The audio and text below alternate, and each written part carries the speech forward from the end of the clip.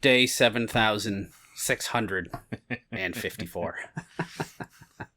No idea what day it is. It is. It always seems to be Thursday for some reason. Mm-hmm. No matter what. Like, I never notice a Wednesday or a Tuesday. So, No, they're gone.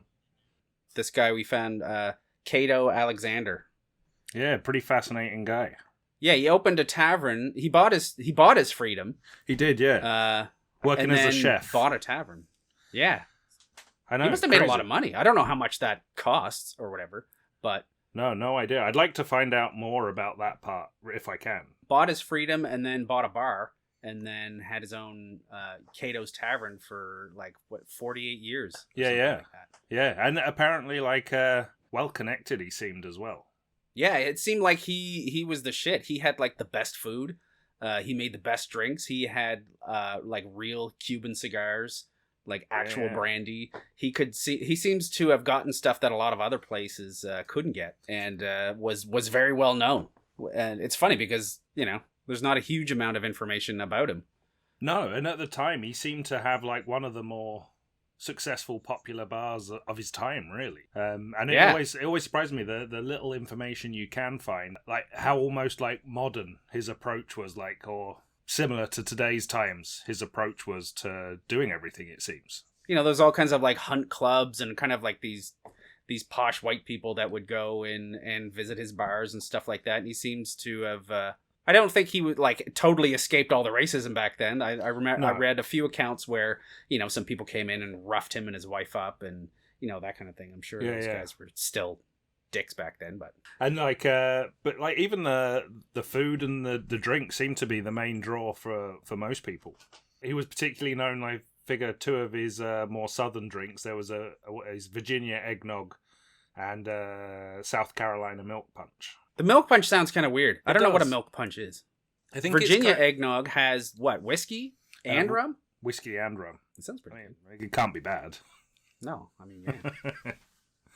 And I think the milk punches, they're a follow on from the older drinks like wassails and possets and syllabubs. So, but they're not as thick and creamy. So using the milk instead of a cream, they were the consistency was different. But they seem to have fairly similar flavors. It seems to still be nutmeg and cinnamon are a fairly strong feature in them. Yeah, and he was known for his food as well. Yeah. Okra soup, fried chicken, curried oysters, roast duck, terrapin. Terrapin's a turtle, isn't it? It is, yeah. I don't know. I wonder what they taste like. I'm assuming pizza. Yeah, worked as a chef. He apparently he made the best drinks. He had the best cigars. He had the best liquor, and apparently he would make the eggnogs and these kind of milk drinks not in batches but by individual, one at a time type thing. And one of his drinks they was referenced as a painstakingly layered pousse cafe with abricontine, an apricot liqueur, maraschino, curacao, chartreuse, and brandy. He was the shit back then. And it was outside. It was kind of outside the city of New York where he bought his bar at the time, and then on the road to Boston.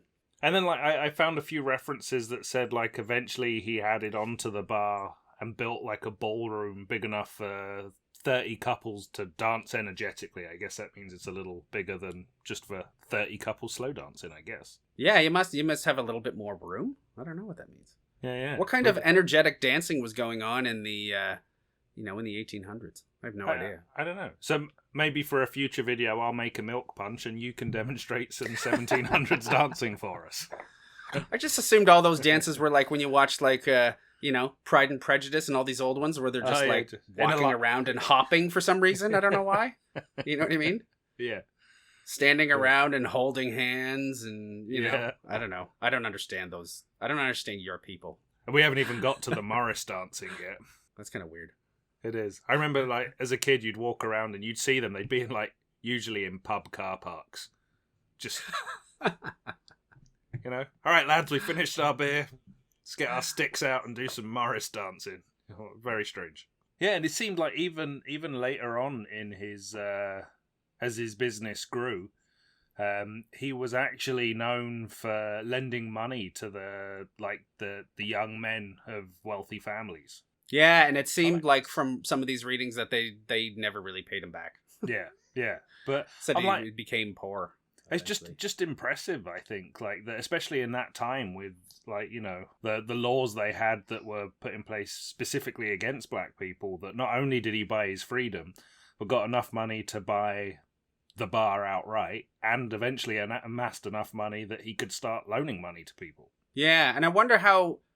I mean, to me, that seems like it was uncommon, but maybe it was. Maybe it wasn't. Maybe it was just uncommon for anybody to write about it.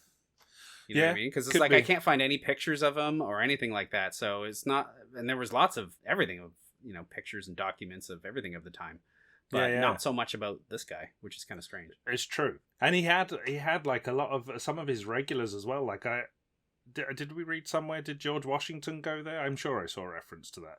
When he was working at an inn, would help George Washington like off his horse or something like that. Or he became friends with George Washington while he was working, not necessarily when he had his own bar. I don't know if he came into his own bar, but apparently that's how he kind of became acquainted with George Washington. Yeah. It sounds like his place was awesome though.